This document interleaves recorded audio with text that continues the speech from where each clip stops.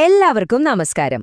നമ്മൾ ഇന്ന് സംസാരിക്കാൻ പോകുന്നത് ശാസ്ത്രചരിത്രത്തിലെ തന്നെ ഏറ്റവും പ്രധാനപ്പെട്ട, ഏറ്റവും നിർണായകമായ ഒരു പരീക്ഷണത്തെക്കുറിച്ചാണ്.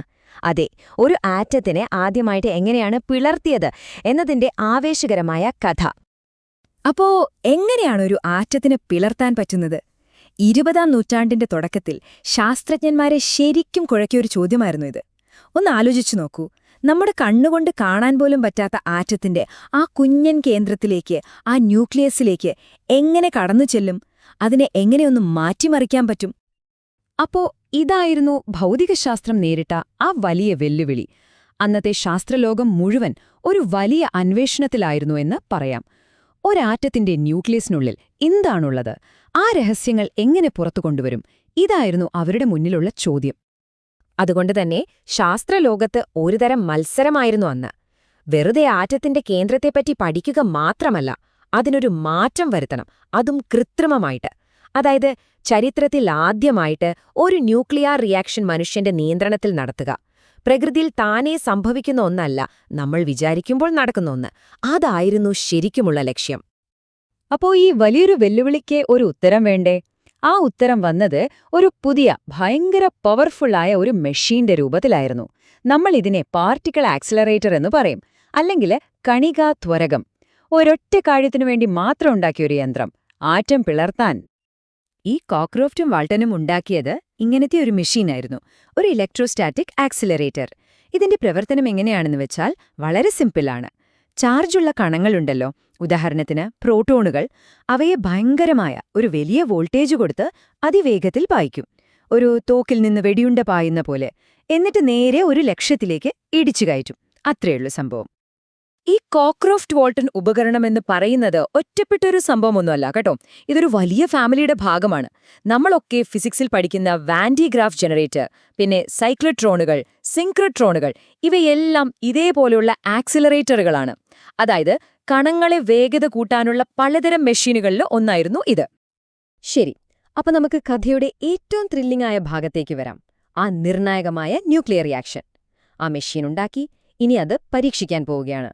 ശാസ്ത്രലോകം മുഴുവൻ ശ്വാസമടക്കി പിടിച്ച് കാത്തിരുന്ന ഒരു നിമിഷമായിരുന്നു അത്.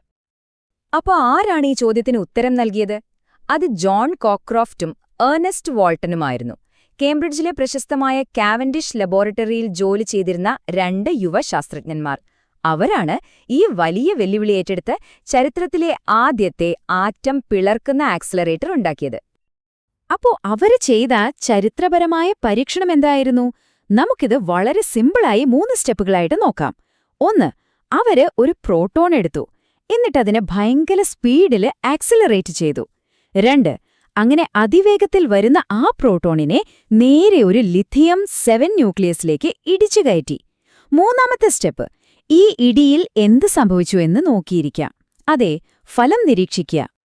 ഇതാണ് ആ ചരിത്രപ്രസിദ്ധമായ റിയാക്ഷന്റെ ഇക്വേഷൻ. ഒരു പ്രോട്ടോൺ അത് ലിഥിയം 7 ന്യൂക്ലിയസുമായിട്ട് കൂട്ടിയിടിക്കുന്നു. അപ്പോൾ എന്ത് സംഭവിച്ചു എന്നറിയാമോ? ആ ലിഥിയം ന്യൂക്ലിയസ് 2ആയിട്ട് പിളർന്നു, എന്നിട്ട് 2 ആൽഫ കണങ്ങളായി മാറി. ഈ ആൽഫ കണങ്ങൾ എന്ന് പറയുന്നത് ശരിക്കും ഹീലിയം ന്യൂക്ലിയസ് തന്നെയാണ്.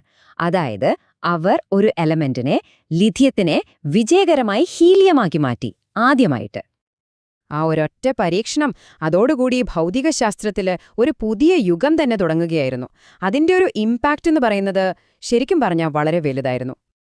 എന്തുകൊണ്ടാണിത് ഇത്ര വലിയ കാര്യമായത്? കാരണം ഇതാദ്യത്തേതായിരുന്നു. 1. മനുഷ്യന്റെ ചരിത്രത്തിൽ ഇതിനു മുൻപാരും തന്നെ മനഃപൂർവ്വം കൃത്രിമമായി ഒരാറ്റത്തിനെ പിളർത്തിയിട്ടില്ല. This was the first time. അതെ, മനുഷ്യന്റെ നിയന്ത്രണത്തിൽ നടന്ന ആദ്യത്തെ ന്യൂക്ലിയർ റിയാക്ഷൻ. ഒന്നാലോചിച്ചു നോക്കൂ. പ്രകൃതിയുടെ ഏറ്റവും അടിസ്ഥാനപരമായ ഒരു കാര്യത്തെ, ഒരു ആറ്റത്തിനെ, മനുഷ്യൻ ആദ്യമായിട്ട് നിയന്ത്രിക്കുകയാണ്. അതുവരെ പ്രകൃതിയിൽ മാത്രം നടന്നിരുന്ന ഒരു കാര്യം അന്ന് ശാസ്ത്രം മനുഷ്യന്റെ കൈപ്പിടിയിൽ ഒതുക്കി. ഈ കണ്ടുപിടുത്തം എത്രത്തോളം പ്രധാനപ്പെട്ടതാണെന്ന് മനസ്സിലാക്കാൻ ഈ ഒരു ഉദ്ധരണി കേട്ടാൽ മതി. ചുരുക്കി പറഞ്ഞാൽ, ന്യൂക്ലിയർ ഫിസിക്സ് എന്ന ശാസ്ത്രശാഖയുടെ ചരിത്രത്തിലെ ഏറ്റവും വലിയൊരു നാഴികക്കല്ലായിരുന്നു ആ പരീക്ഷണം. അപ്പോൾ നമുക്ക് അവസാനിപ്പിക്കുന്നതിന് മുൻപ് ഒന്ന് ആലോചിക്കാം. കോക്രോഫ്റ്റും വാൾട്ടനും ചേർന്ന് ആറ്റത്തിന് പിളർത്താമെന്ന് ലോകത്തിന് കാണിച്ചുകൊടുത്തു. അത് ശരി, പക്ഷേ ആ ഒരൊറ്റ കണ്ടുപിടുത്തം വഴി അവർ ഏത് പുതിയ ലോകത്തേക്കുള്ള വാതിലാണ് തുറന്നത്? അതിൽ ഒരുപാട് സാധ്യതകളുണ്ടായിരുന്നു, ഒപ്പം ഒരുപാട് അപകടങ്ങളും, അല്ലേ? ആ ചോദ്യത്തിന് ഇന്നും പ്രസക്തിയുണ്ടല്ലേ?